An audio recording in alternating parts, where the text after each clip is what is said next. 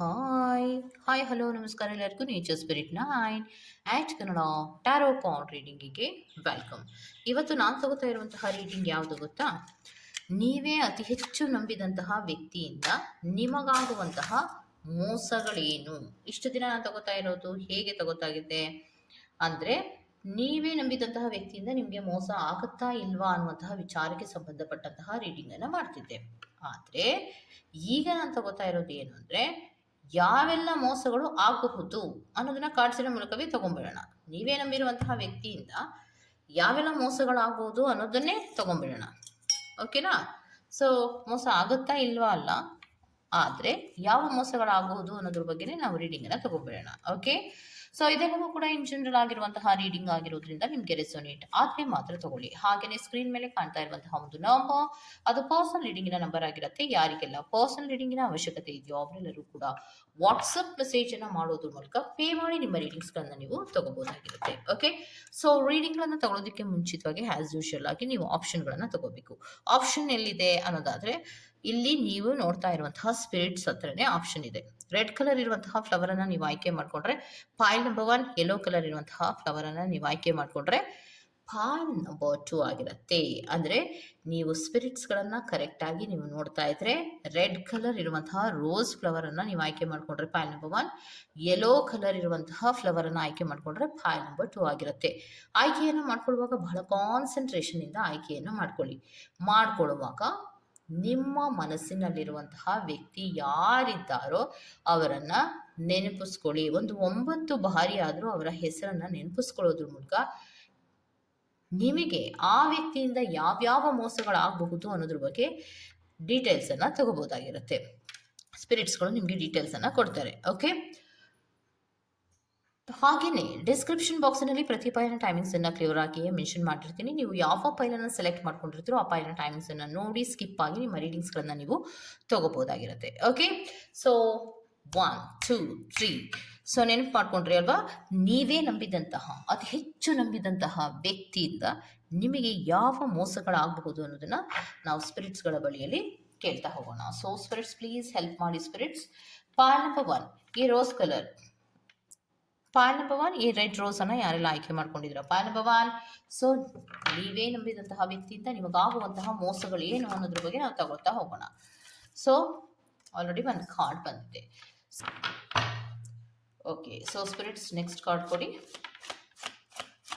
Pile number 1 ಯಾರೆಲ್ಲ ಆಯ್ಕೆಯನ್ನು ಮಾಡ್ಕೊಂಡಿದ್ದಾರೆ ಅವರ ಮನಸ್ಸಿನಲ್ಲಿರುವಂತಹ ವ್ಯಕ್ತಿಯಿಂದ ನಿಮಗಾಗುವಂತಹ ಮೋಸಗಳೇನು ಅನ್ನೋದ್ರ ಬಗ್ಗೆ ನಾನು ರೀಡಿಂಗ್ ಅನ್ನ ತಗೋತಾ ಇದ್ದೀನಿ. ಪ್ಲೀಸ್ ಸ್ಪಿರಿಟ್ಸ್ ಹೆಲ್ಪ್ ಮಾಡಿ. ಓಕೆ, ಸೊ ನೆಕ್ಸ್ಟ್ ಇನ್ನೊಂದು ಕಾರ್ಡ್ ಅನ್ನು ನಾನು ತಗೋತೀನಿ. Very good. So pile number 1 ಅನ್ನ ನೀವು ಆಯ್ಕೆ ಮಾಡ್ಕೊಂಡಿದ್ದೀರಾ. ಸೊ ನಿಮಗಾಗುವಂತಹ ಮೋಸಗಳು ಅತಿ ಹೆಚ್ಚು ನಂಬಿದ್ದೀರಾ ಅಲ್ವಾ, ಯಾರನ್ನೋ ನೀವು ಅತಿ ಹೆಚ್ಚು ನಂಬಿದ್ದೀರಾ. ಆ ವ್ಯಕ್ತಿಯಿಂದ ನಿಮಗಾಗುವಂತಹ ಮೋಸಗಳೇನು ಅಂದ್ರೆ, ನೀವು ಅವರನ್ನ ಅರ್ಥ ಮಾಡ್ಕೊಂಡಿರೋದೇ ತಪ್ಪು ಅನ್ನೋದನ್ನ ರೆಪ್ರೆಸೆಂಟ್ ಮಾಡ್ತಾ ಇದೆ. ನೀವು ಅತಿ ಹೆಚ್ಚು ನಂಬಿ ಒಬ್ಬ ವ್ಯಕ್ತಿಯನ್ನ ನೀವು ಆಯ್ಕೆ ಮಾಡಿಕೊಂಡು ಈ ವ್ಯಕ್ತಿ ನಂಬಿಕೆಗೆ ಅರ್ಹ ಅಂತ ನೀವೇನು ಅನ್ಕೊಂಡಿದ್ದೀರಲ್ಲ ಅದೇ ತಪ್ಪು.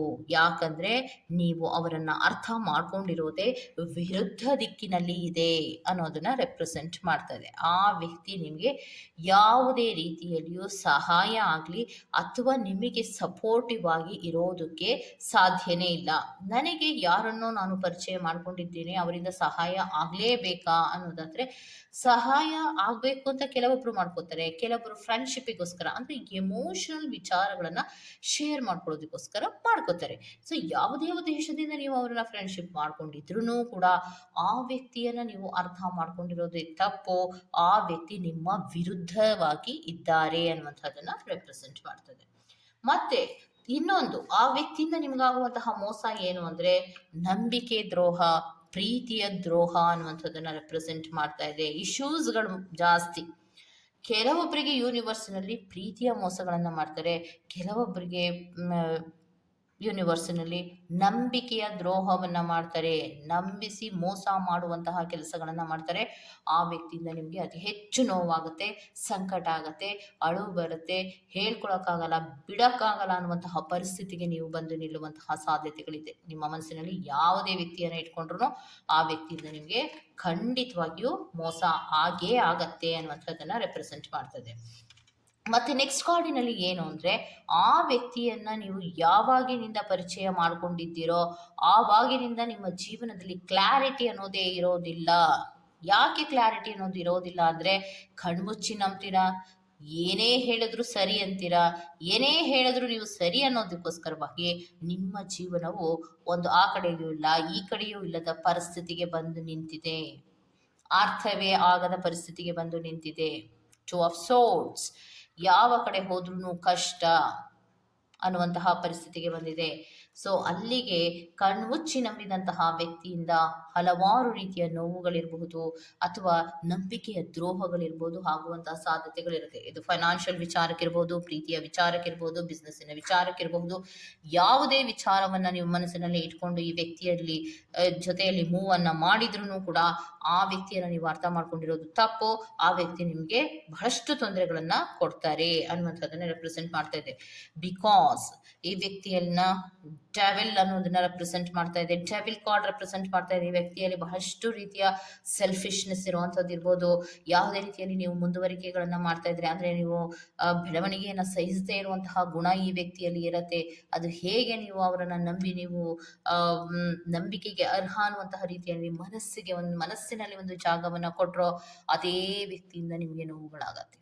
ನೆಗೆಟಿವ್ ಪ್ಯಾಟರ್ನಿನ ರೀತಿಯಲ್ಲಿ ಅವರು ವರ್ಕ್ ಮಾಡೋದಕ್ಕೆ ಶುರು ಮಾಡ್ತಾರೆ. ಅದರಲ್ಲಂತೂ ಎಸ್ಪೆಷಲಿ ಯೂನಿವರ್ಸ್ನಲ್ಲಿ ಕೆಲವೊಬ್ಬರಂತೂ ನೆಗೆಟಿವ್ ದಾರಿಗಳನ್ನು ಹಿಡಿದು ನಿಮಗೆ ಕಷ್ಟವನ್ನು ಕೊಡುವಂತಹ ಪ್ರಯತ್ನಗಳನ್ನ ಕೂಡ ಮಾಡ್ತಾರೆ. ಸೊ ಅತಿ ಹೆಚ್ಚು ನಂಬಿದಂತಹ ವ್ಯಕ್ತಿಯಿಂದ ಕೆಲವೊಬ್ಬರಿಗೆ ಯೂನಿವರ್ಸಿನಲ್ಲಿ ಫೈನಾನ್ಷಿಯಲ್ ಲಾಸ್, ಕೆಲವೊಬ್ಬರಿಗೆ ಇಮೋಷನಲ್ ಲಾಸ್, ಕೆಲವೊಬ್ಬರಿಗೆ ಬಿಸ್ನೆಸ್ ಲಾಸ್, ಈ ರೀತಿಯ ಹಲವಾರು ರೀತಿಯ ಮೋಸಗಳು ಆಗುವಂತಹ ಸಾಧ್ಯತೆಗಳು ಇದೆ ಅನ್ನುವಂಥದ್ದನ್ನ ರೆಪ್ರೆಸೆಂಟ್ ಮಾಡ್ತಾ ಇದೆ.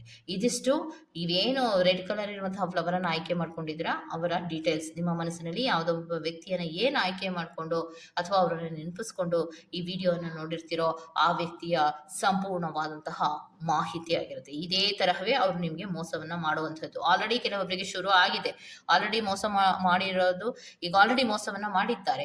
ಕೆಲವೊಬ್ಬರು ಮೋಸ ಮಾಡ್ತಾ ಇರೋದನ್ನ ಅಬ್ಸರ್ವೇಷನ್ ಮಾಡ್ತಾ ಇದ್ದಾರೆ. ಸಾಧ್ಯದಲ್ಲಿಯೇ ನಿಮ್ಗೆ ಆ ವ್ಯಕ್ತಿ ಯಾರು ಅನ್ನುವಂಥದ್ದು ಗೊತ್ತಾಗುವಂತಹ ಸಾಧ್ಯತೆಗಳಿದೆ ಅನ್ನುವಂಥದ್ದನ್ನ ರೆಪ್ರೆಸೆಂಟ್ ಮಾಡ್ತಾ ಇದೆ. So go to the next file number 2. File number 2 ಯಾರೆಲ್ಲ ಆಯ್ಕೆಯನ್ನ ಮಾಡ್ಕೊಂಡಿದ್ದೀರೋ ಸೊ ಅದು ಯೆಲ್ಲೋ ಕಲರ್ ಇರುವಂತಹ ಫ್ಲವರ್ ಆಗಿರುತ್ತೆ. ಸೊ ಯಾರೆಲ್ಲ ಯೆಲ್ಲೋ ಕಲರ್ ಇರುವಂತಹ ಫ್ಲವರ್ ಅನ್ನ ನೀವು ಆಯ್ಕೆಯನ್ನ ಮಾಡ್ಕೊಂಡಿದ್ದೀರೋ ಅದು ಪೈಲ್ ನಂಬರ್ 2 ಆಗಿರುತ್ತೆ. ಸೊ ಯಾವುದೇ ವ್ಯಕ್ತಿಯನ್ನ ನಿಮ್ಮ ಮನಸ್ಸಿನಲ್ಲಿ ಇಟ್ಕೊಂಡು ನೀವು ಈ ವಿಡಿಯೋನ ನೋಡ್ತಾ ಇದ್ರು ಕೂಡ ಸೊ ಆ ವ್ಯಕ್ತಿ ನಿಮಗೆ ಯಾವ ರೀತಿಯ ಮೋಸಗಳನ್ನ ಮಾಡಬಹುದು ಅನ್ನೋದ್ರ ಬಗ್ಗೆ ನಾನು ರೀಡಿಂಗ್ ಅನ್ನ ತಗೋತಾ ಇದ್ದೀನಿ. Okay, so spirits please help ಮಾಡಿ. ಪೈಲ್ ನಂಬರ್ 2 ಅವರ ಡೀಟೇಲ್ಸ್ ಅನ್ನ ಕೊಡಿ ಸ್ಪಿರಿಟ್ಸ್. ಓಕೆ,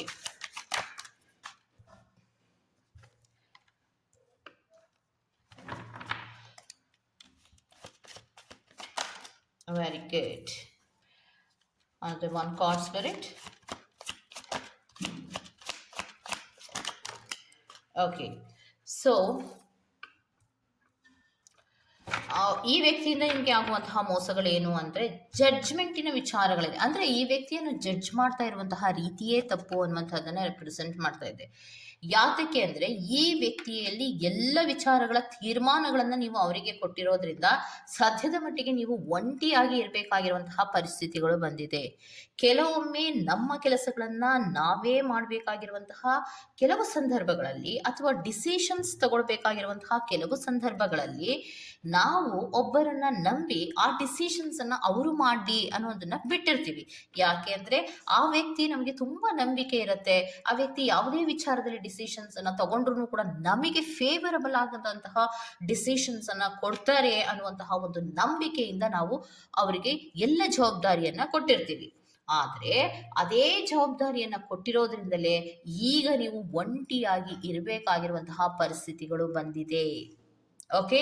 ಸೊ ನೆಕ್ಸ್ಟ್ ಕಾರ್ಡಿನಲ್ಲಿ ಬಂದಿರುವಂತಹದ್ದು 8 ಆಫ್ ಕಪ್ ಅಂತ ಬರ್ತಾ ಇರೋದ್ರಿಂದ ಫೀಲಿಂಗ್ಗಳ ಲಾಸಸ್ಗಳಾಗಿದೆ. ಅಂದರೆ ಈಗ ಫಾರ್ ಎಕ್ಸಾಂಪಲ್ ಒಬ್ಬ ಫ್ರೆಂಡ್ ಅನ್ನ ಭೇಟಿ ಆಗಿರ್ತಾರೆ ಅಂದರೆ ಆ ಫ್ರೆಂಡಿನಿಂದಲೇ ಇನ್ನೊಬ್ಬ ಫ್ರೆಂಡಿಗೆ ಮೋಸ ಆಗುವಂಥದ್ದು ಒಂದು ಎಕ್ಸಾಂಪಲ್ಗಳನ್ನು ನಾವು ಕೊಟ್ಟಿರ್ತೀವಿ. ಓಕೆ, ನಿಮ್ಮ ಸಿಚುಯೇಷನ್ಗಳು ಯಾವ ರೀತಿ ಇರುತ್ತೋ ನೋಡ್ಕೊಳ್ಳಿ. ಈಗ ಯಾರೋ ಒಬ್ರು ಬಿಸ್ನೆಸ್ ಅನ್ನ ಮಾಡ್ತಾ ಇದ್ದಾರೆ, ನಮ್ಮ ಫ್ರೆಂಡ್ ಅಂತ ನಾವು ಅವರನ್ನ ಇಂಟ್ರೊಡ್ಯೂಸ್ ಮಾಡಿಸ್ಕೊಟ್ಟಿರ್ತೀವಿ ಅಂತ ಇಟ್ಕೊಳ್ಳಿ. ಅದೇ ವ್ಯಕ್ತಿಯಿಂದ ನಿಮಗೆ ಲಾಸಸ್ಗಳಾಗುವಂಥದ್ದು.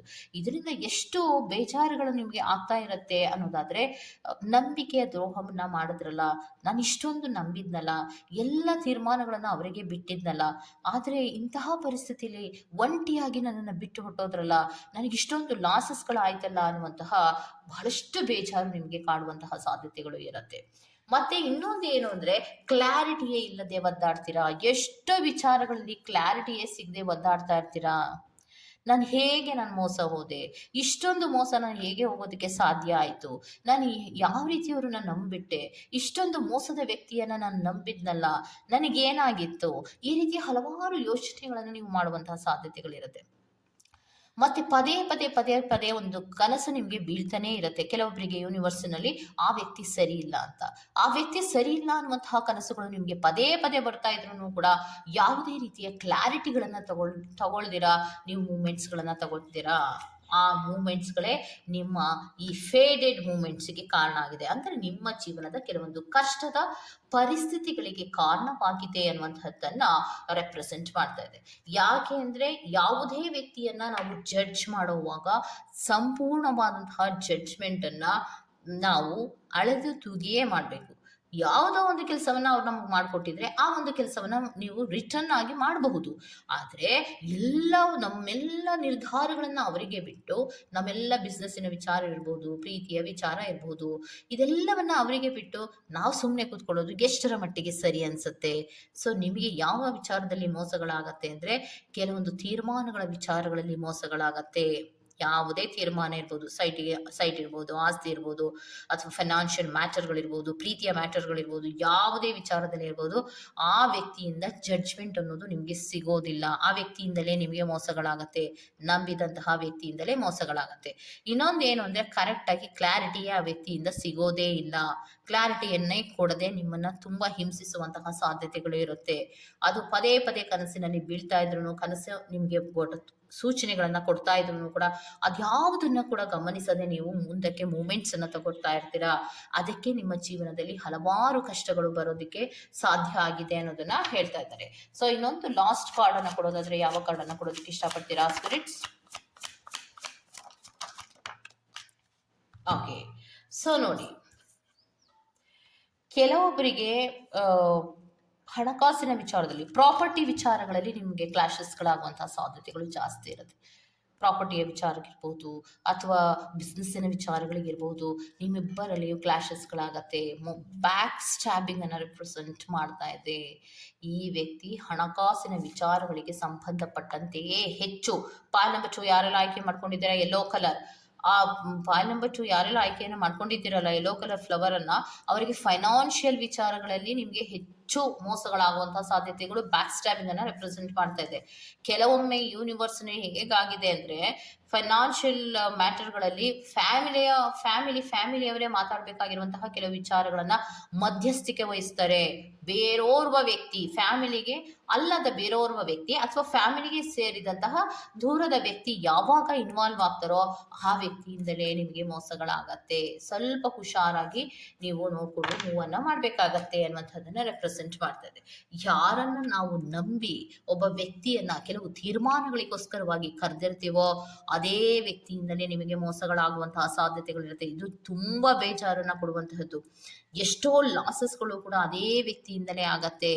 ಆಗ ನೀವೇನೂ ಮಾತಾಡೋದಕ್ಕೆ ಸಾಧ್ಯ ಆಗದೆ ಒಂಟಿಯಾಗಿ ನೀವು ನಿಮ್ಮ ಬಗ್ಗೆನೇ ನೀವು ಯೋಚನೆ ಮಾಡಬೇಕಾಗಿರುತ್ತೆ.